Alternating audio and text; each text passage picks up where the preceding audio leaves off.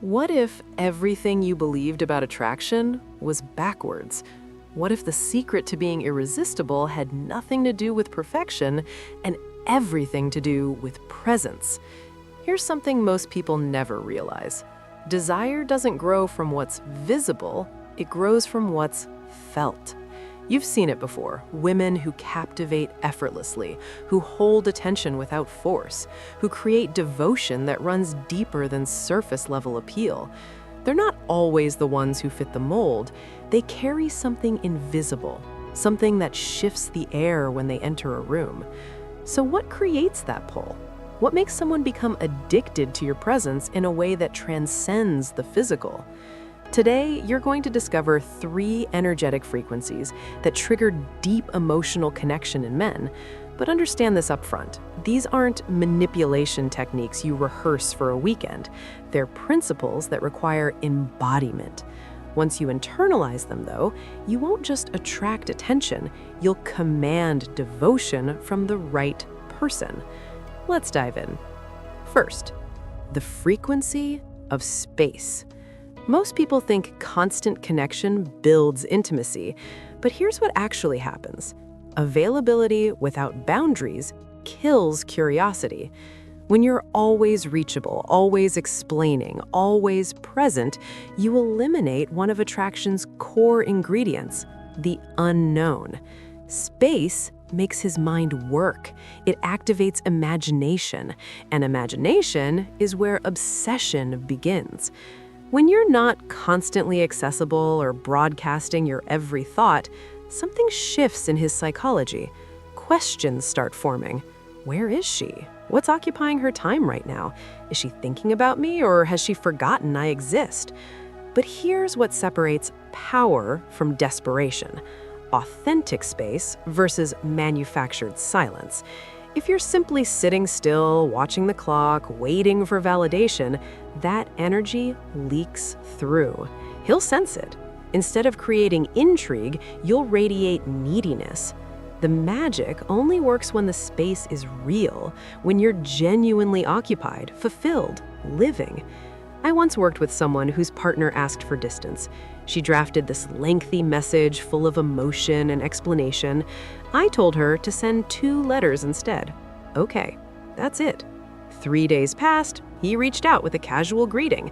She wanted to flood him with questions and warmth. I said, no, match his energy, nothing more. They eventually reconnected in person, and he immediately asked why she seemed different. Her response? You wanted space, I gave it to you. I've been living my life. Suddenly, he was pulling her close again, confessing how much he'd thought about her, how much he realized he needed her.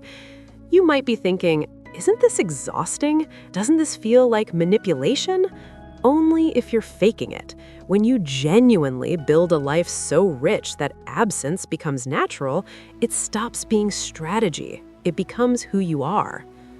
Before we continue, please subscribe to our YouTube channel and let me know in the comments which state or city you are watching from. Now, let's move on. Second, the frequency of lightness. Nothing kills chemistry faster than heaviness. If every conversation feels like an examination, if every moment is dissected for hidden meaning, if he feels perpetually judged, he'll retreat. Men don't want to live under constant evaluation, they want ease. And here's what most people miss. Ease and depth aren't opposites. You can be light and still be taken seriously. Picture this. Someone once showed up 20 minutes late to meet me. Traffic incident completely outside their control.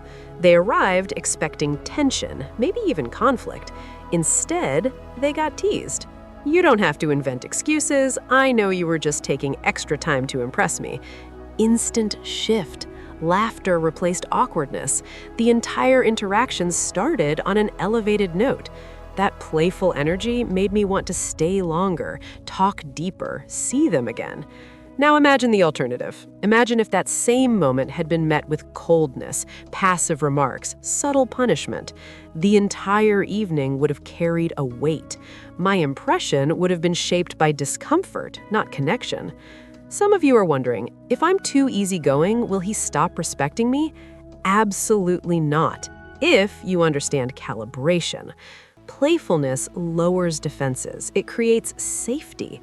And when someone feels safe with you, they open. But here's the key. When you're usually light and suddenly shift serious, it commands attention. The contrast gives your boundaries more weight, not less. Lightness creates positive association. When he thinks of you, he thinks of relief, joy, freedom. That's the emotional soil where love takes root. And third, the frequency of elevation. You've probably heard people say men chase women who make them feel inadequate. There's a grain of distorted truth there.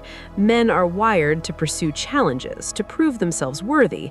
But the real power isn't in making him feel small, it's in making him feel capable of greatness. Men are builders by nature. They want to rise.